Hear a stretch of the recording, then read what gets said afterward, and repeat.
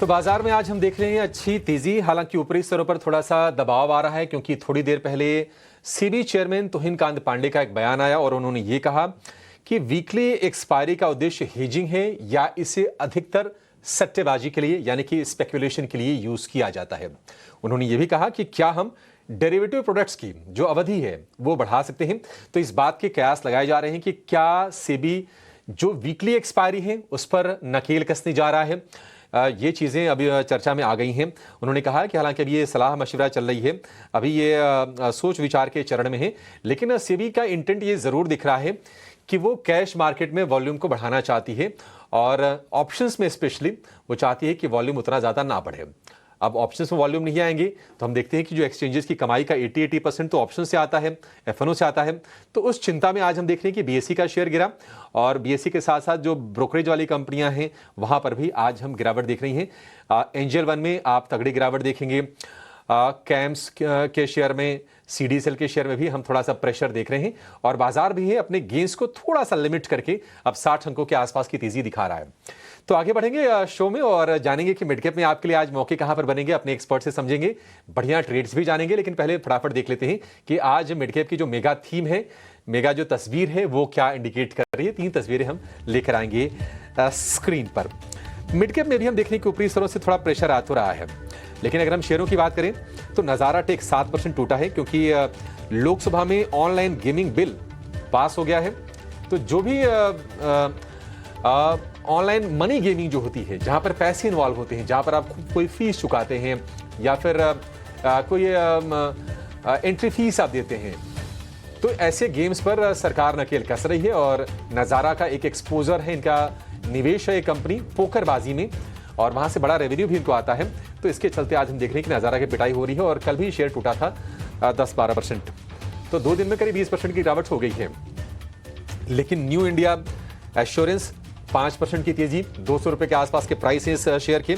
और insurance premium पर जो जीएसटी भरते हैं अभी तक आप और हम, उसको खत्म करने की डिमांड है।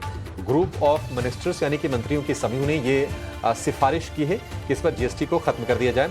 देखते हैं कि जीएसटी काउंसिल में क्या वित्त मंत्री इस सिफारिश पर, इस मांग पर मुहर लगाती है। वैसे उम्मीद तो है क्योंकि पीएम मोदी ने इंडिकेशन दे दी है कि जीएसटी पर जीएसटी घटेगा तमाम चीजों पर, उसमें इंश्योरेंस को भी शामिल किया गया है।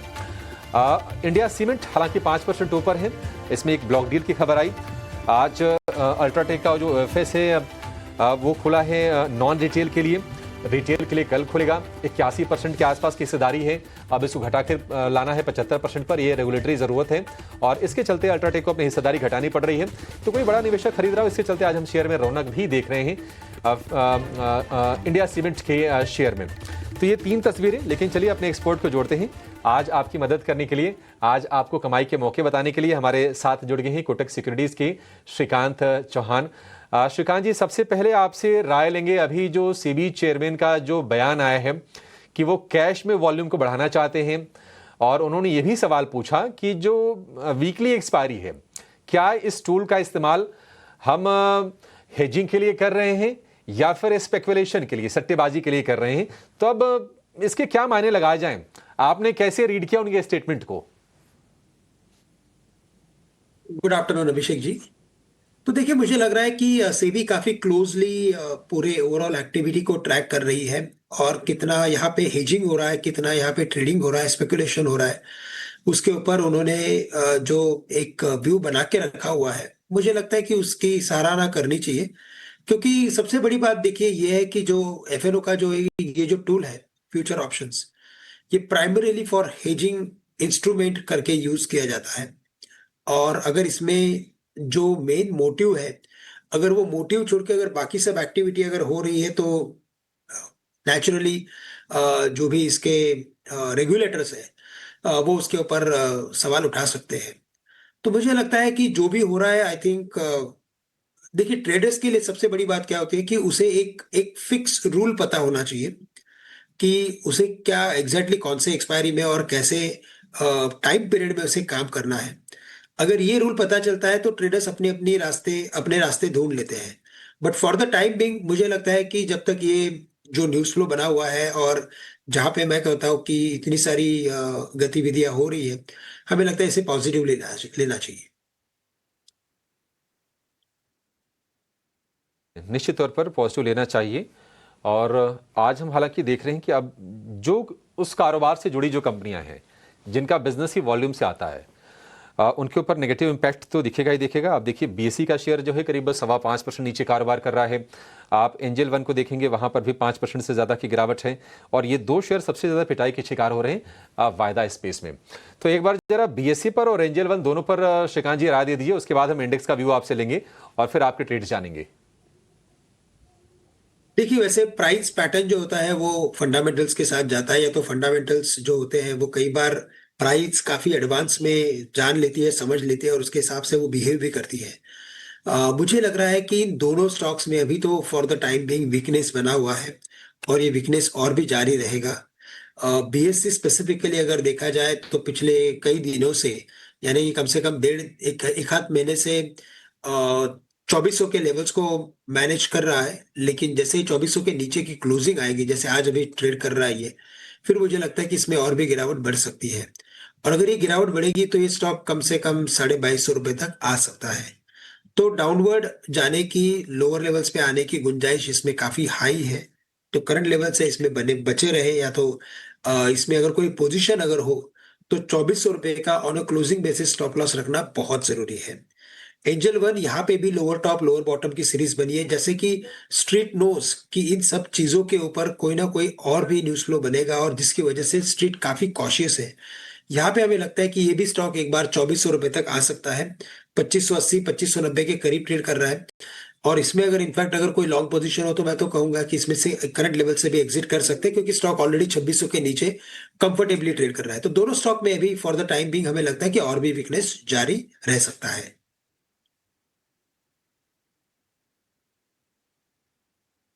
ये बीएससी और एंजल वन को लेकर व्यू हो गए। अब चलिए अब सीधे इंडेक्स का व्यू जानते हैं, क्योंकि 6 सत्र की तेजी बाजार में हो गई है और 25,000 के पड़ाव को पार करके बाजार अब धीरे धीरे आगे बढ़ने की कोशिश और ज्यादा कर रहा है। 70 अंकों की तेजी निफ्टी में फिलहाल है, और निफ्टी बैंक की बात करें तो करीब 125 अंकों पर निफ्टी बैंक है। तो सीधे लेकर आएंगे निफ्टी का 3 घंटे का ट्रेड।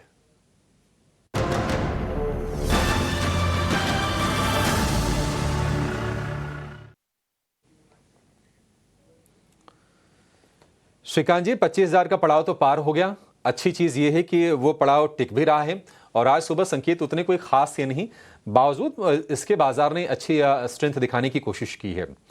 आप ये बताएं कि अब यहां से जो अगला जो पड़ाव है, क्या वो 25,300 है?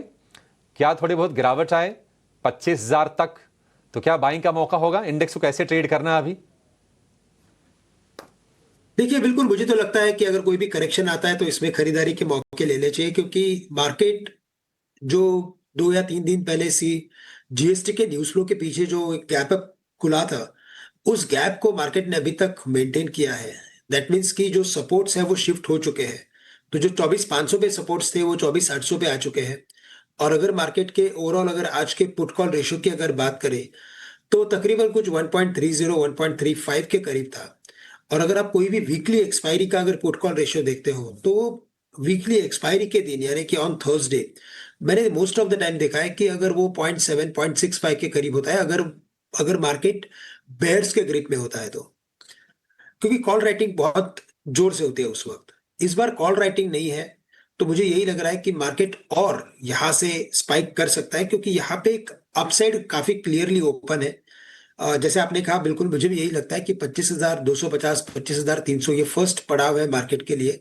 बट चूंकि मार्केट का पेस काफी स्लो है, मार्केट में मोमेंटम मिसिंग है, अगर आप मोमेंटम ऑसिलेटर्स देखोगे तो वहां पे कोई बड़ी एक्टिविटी हमें दिख नहीं रही है। तो मुझे लगता है कि पेस स्लो होने के कारण से 25,200 25,250 25,300 ये तीनों टारगेट्स लगता है ग्रेजुअली मार्केट अचीव कर लेगा। लेकिन कोई भी करेक्शन अगर आता है तो खरीदना चाहिए। और आज के लिए स्पेसिफिकली मैं कहूंगा कि अगर पोजीशंस खरीदते हैं, कुछ भी पोजीशन लेते हैं, तो 25,000 का स्टॉप लॉस रखे और टारगेट्स रखे 25,250 का। ठीक है, बाय ऑन डिप्स की सलाह है निफ्टी के लिए। श्रीकांत जी, आप अपने जरा शेयर बता दीजिए कि आप कहां पर बुलिश हैं और आपने क्या स्टडी की है बाजार में। देखिए, तो मार्केट में कैसे हो रहा है अभिषेक जी की काफी एक स्पेसिफिक बाइंग इंटरेस्ट बना हुआ है, यानी कि जहां पे वैल्यू है, जहां पे फंडामेंटल्स है, जहां पे कोई ना कोई की ब्रॉडर एक्टिविटी में दम है, उन स्टॉक्स में खरीदारी हो रही है। तो ऐसा नहीं कि मार्केट में बिल्कुल भी बाइंग नहीं है या तो मार्केट एक लैकलस्टर मोड में है। मार्केट में ऐसे कई सारे स्टॉक है कि जो काफी अच्छा परफॉर्म कर रहे हैं। तो हम भी उन्हीं स्टॉक्स को ट्रैक करने की कोशिश कर रहे हैं कि जहां पे अपसाइड है और करंट लेवल से डाउनसाइड काफी कम है। तो स्पेसिफिकली मुझे लगता है कि अगर थोड़े से मिड साइज स्टॉक्स के ऊपर अगर मैं ध्यान दूं तो मुझे लगता है कैस्ट्रॉल ये एक स्टॉक काफी अच्छा है। 208 209 के करीब ट्रेड कर रहा है। हमें लगता है कि ये स्टॉक बेस्ड ऑन टेक्निकल्स 220 तक आ सकता है, बेस्ड ऑन फंडामेंटल्स 235 के हमारे टारगेट्स है ये स्टॉक के ऊपर। और तकरीबन 204 रुपए का स्टॉप लॉस रखना जरूरी है। तो कैस्ट्रॉल एक हमें अच्छा लग रहा है। साथ ही साथ मुझे लगता है एनबीसीसी इस बार के उसके नतीजे भी काफी अच्छे थे। और एनबीसीसी के ओवरऑल परफॉर्मेंस की बात करें तो काफी म्यूटेड सा परफॉर्मेंस ये स्टॉक दे रहा था पिछले 2 महीने से। लेकिन इस बार के नंबर्स के बाद और जैसे अभी रियल एस्टेट स्टॉक्स में तेजी बनी है, मुझे लगता है ये स्टॉक भी एक बार 110 तक कम से कम आ सकता है। बेस्ट केस फंडामेंटल्स के बेसिस पे 115 के टारगेट्स नजर आते हैं। टेक्निकल्स के लिए और शॉर्ट टर्म कॉल के लिए 103 रुपए का स्टॉप लॉस रखना बहुत जरूरी है। और इसके अलावा मुझे लगता है कि कुछ फर्टिलाइजर स्टॉक्स में तेजी बनी है और दीपक फर्टिलाइजर ये सबसे बढ़िया कैंडिडेट मुझे नजर आता है। करंट लेवल से अगर दीपक फर्टिलाइजर को अगर खरीदते हैं तो अभिषेक जी यहाँ पे 1490 का स्टॉप लॉस रखना बहुत जरूरी है, क्योंकि स्टॉक वैसे थोड़ा वॉलेटाइल है। लेकिन हमें लगता है कि based on it's technical formation ये 1590 से लेकर 1600 रुपए तक के टारगेट्स लेके आ सकता है। ठीक है, श्रीकांत जी जी की तरफ से अभिषेक जी। 3 सौदे। और देखिए, बाजार जब वीक होता है या फिर जब कंसोलिडेट कर रहा होता है ना, तो कायदे से कई बार ना एक शेयर खोजने बड़ी मुश्किल होती है। वो बड़े मतलब गुणागणित ज्यादा करना पड़ता है। तेजी के बाजार में होता है कि बिना पूछे भी 3 शेयर मिलते हैं। श्रीकांत जी के 3 स्टॉक हैं। दीपक फर्टिलाइजर टारगेट 1600 रुपए के, स्टॉप लॉस 1490 के। एनबीसीसी हम देख रहे हैं कि फंड्स पर भी कई फंड हाउसेस भी इसको बाय कर रहे हैं। अभी ताज़ा तरीन उदाहरण है कि हेलियस ने अपने इसको फंड में शामिल किया है पोर्टफोलियो में। टारगेट 110 का, स्टॉप लॉस 103 रुपए का। और कैस्ट्रॉल टारगेट 220 का, स्टॉप लॉस 204 का। तो ये कुछ शेयर हैं मिड कैप स्पेस में जहां पर आपके लिए पैसे बनाने के मौके होंगे ट्रेड करके। एक छोटे से ब्रेक के लिए रुकेंगे। ब्रेक के बाद जब लौटेंगे तो आपको बताएंगे कि मिड कैप में और कहां पर क्या एक्शन हो रहा है और आपके लिए मौके कहां पर बन रहे हैं। एक ऑप्शंस का भी तगड़ा सौदा लेकर आएंगे, आपकी जाएगा नहीं।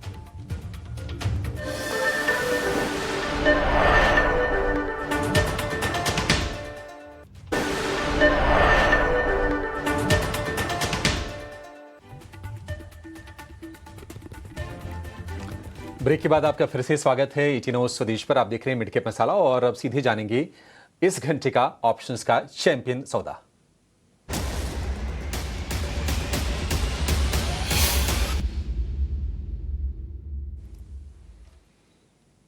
एंजल वन के राजेश भोसले हमारे साथ हैं। राजेश जी, बहुत शुक्रिया आपका समय देने के लिए।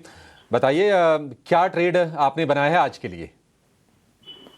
जी नमस्कार अभिषेक जी। देखिए, एबी कैपिटल पे बाय रेकमेंड कर रहा हूँ। इसका अगर चार्ट स्ट्रक्चर देखें तो वीक का स्टार्ट बहुत ही स्ट्रॉन्ग नोट पे हुआ था एंड उसके बाद एक फॉलो अप बाइंग हमें देखने को मिल रहा है। तो एबी कैपिटल का 290 का कॉल ऑप्शन बाय करना है। ये लगभग 4 रुपए के आसपास ट्रेड कर रहा है।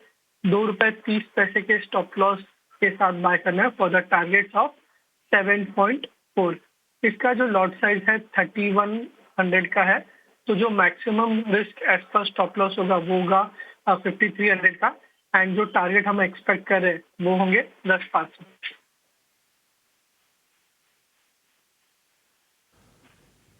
ठीक है, बढ़िया है। ये एबी कैपिटल आपको 290 वाली कॉल खरीदनी है 4 रुपए के भाव पर। लक्ष्य 7.5 रुपए के आसपास का, स्टॉप लॉस 2 रुपए 30 पैसे का। अधिकतम मुनाफा 10,500 का, अधिकतम नुकसान 5,300 रुपए का। और एबी कैपिटल में हम तेजी बढ़ते हुए देख रहे हैं। 1.5% ऊपर ये शेयर है और 288 रुपए के आसपास के भाव आपको कैश में इसके दिखेंगे। तो ये स्ट्रेटजी आपको ऑप्शंस में बना के आपको प्रॉफिट हो जाएगा।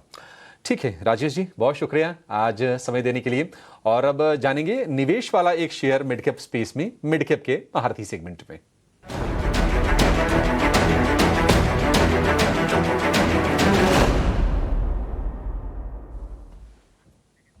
जेम फाइनेंशियल के नीरव वोरा हमारे साथ हैं। नीरव जी, गुड आफ्टरनून। बताइए कहाँ निवेश करें मिड कैप में, आपके हिसाब से मौके कहाँ अच्छे हैं? जी गुड आफ्टरनून सभी दर्शकों को। तो देखिए, मिड कैप में आज का जो स्टॉक मैंने चुना है वो है आईटी स्पेस से एंड स्टॉक का नाम है कोफोर्ज। अब आईटी ओवरऑल अगर हम देखें तो लास्ट पिछले 3-4 महीनों में अच्छा खासा गिरावट देखा है हमने ओवरऑल लार्ज कैप में भी एंड मिड कैप्स में भी। हालांकि कोफोर्ज की बात करें तो Q1 के आंकड़े जो थे काफी बेहतरीन थे। 1% से कांस्टेंट करेंसी टर्म्स में सिक्वेंशियली ग्रो हुआ है पैट। ओवरऑल Q1 के आंकड़े हमें अच्छे लग रहे हैं। मैनेजमेंट ने भी एक कॉन्फिडेंस बताया है कि FY26 के पूरे साल के जो आंकड़े होंगे काफी बेहतर होंगे एज कम्पेयर टू FY25।